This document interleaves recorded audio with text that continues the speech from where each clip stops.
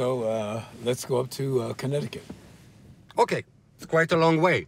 That's okay, but I have faith in you. You can do it. How are you? Fine. Happy to be in New York. Oh, cool, man. Glad you're here. Yeah. Each time I come, it's a different city, but happy to be here. Cool. It changes so fast. It's true, right? I mean, I sometimes don't even recognize it. Nile Rodgers, New-Yorkais pure souche, vous grandissez dans une famille bohème et multiculturelle, avec un beau-père juif blanc, des influences noires et portoricaines. Vous débutez la guitare à 16 ans pour devenir guitariste classique, à une époque où aucun noir n'est concertiste. À 19 ans, vous rejoignez le band du Apollo Theater de Harlem, où vous accompagnez notamment Aretha Franklin et Screaming Jay Hawkins. En 1976, vous y rencontrez Bernard Edwards, avec qui vous fondez le groupe Chic, qui connaîtra la consécration avec les titres disco Good Times, I Want Your Love et Le Freak. Avec Bernard, votre bassiste et alter ego musical, décédé en 1996 lors d'une tournée au Japon, vous avez réalisé entre autres les albums phares de Diana Ross, David Bowie ou encore Madonna. Faiseur de tubes et producteur de génie, on vous doit les entêtants riffs du Get Lucky des Daft Punk. Aujourd'hui encore, vous tournez sur les scènes du monde entier. Bienvenue à bord, Nile. And where were you born? Born in New York City. In which neighborhood? Well, yeah, that's an interesting question.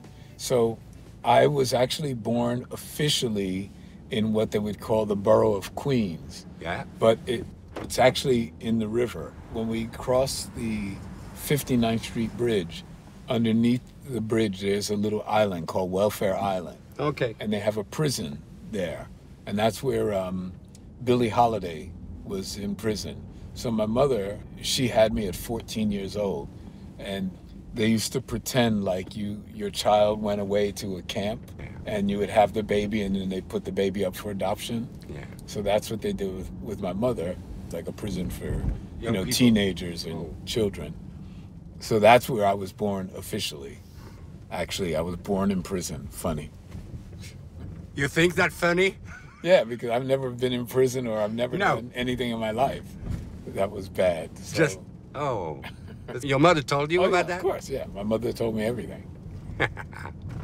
Remember, my mother was only 14 years older than me, so she was like my sister. And where did you grow up? New York, Greenwich Village, downtown New York. At that time, it should be something, no? Fantastic.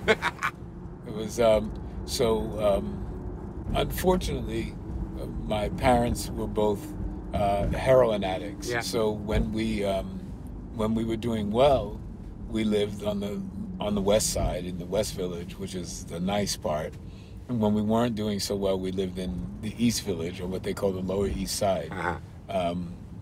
And it's not very nice, but it was still pretty cool. Yeah. Fun people, artistic people, great musicians, great painters, great comedians, great actors. So I grew up around artistic people. I saw an interview with saying, my parents were special people, and they were fantastic parents. They're great. It's so beautiful. They were wonderful.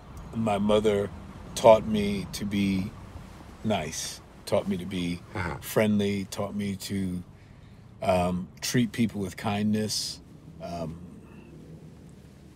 And I did. I did. I did what she told me to do. When did you first pick up an instrument? I picked up the flute when I was 6 years old. Oh. That's because they taught it in school. And then I went from flute to clarinet. Yeah? And then I picked up a guitar around 15 or 16.